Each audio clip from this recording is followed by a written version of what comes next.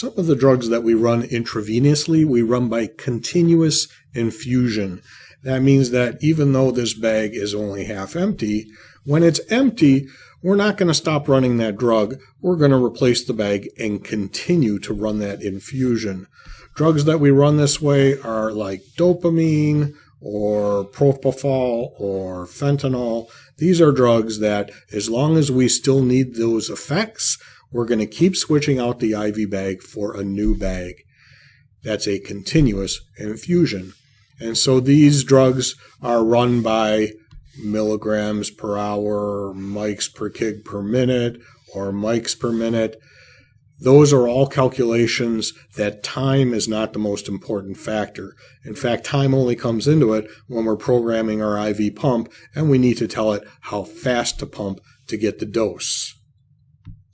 Sometimes, however, time becomes more important and we need to administer the drug within a specific time period. For example, we might want to give a drug over a 10-minute time period. That kind of drug calculation can be done using fluid over time.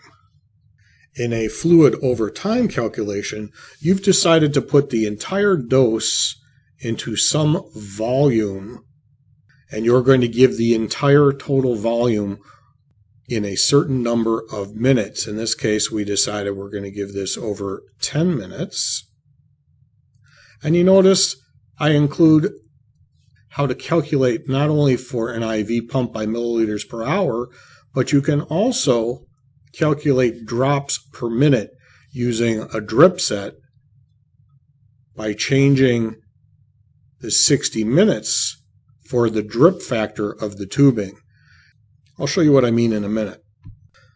Let's take, for example, tranexamic acid, which is commonly given as 1,000 milligrams in a 10-minute period. So time is becoming important in the administration of this drug. That makes it perfect for a fluid over time calculation. So you pull out your trusty pocket reference card, which has this formula written on it, and you know that you're going to give this 1,000 milligrams. You're going to put that into some sort of container to make your total volume. So how are you going to do that? Let's say you pull out your 100 cc bag of saline and you notice that there's 10 milliliters in the vial, so that makes your total volume 110 milliliters.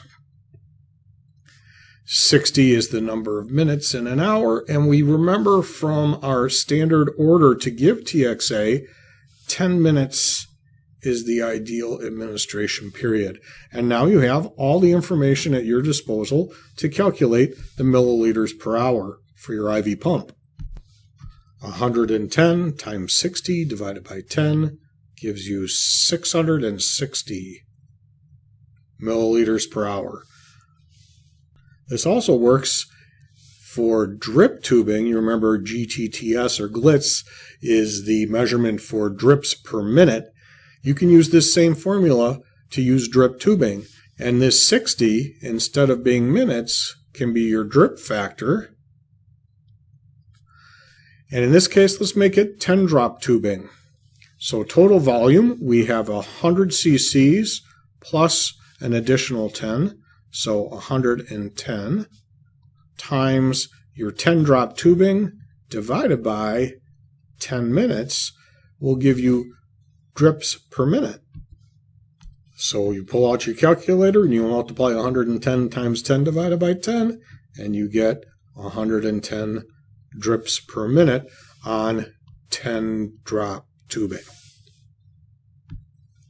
You could do the exact same calculation for amiodarone, which you'll remember from ACLS. We give 300 of amiodarone over 10 minutes in a post-shock or refractory shock for cardiac arrest. So you can put that 300 milligrams into 110 milliliters. So your total volume is 110, and you have your 60 minutes.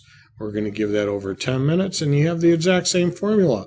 110 times 60 divided by 10, and you set your pump for 660 milliliters per hour, and you will give 300 of amiodarone over 10 minutes. Very useful tool.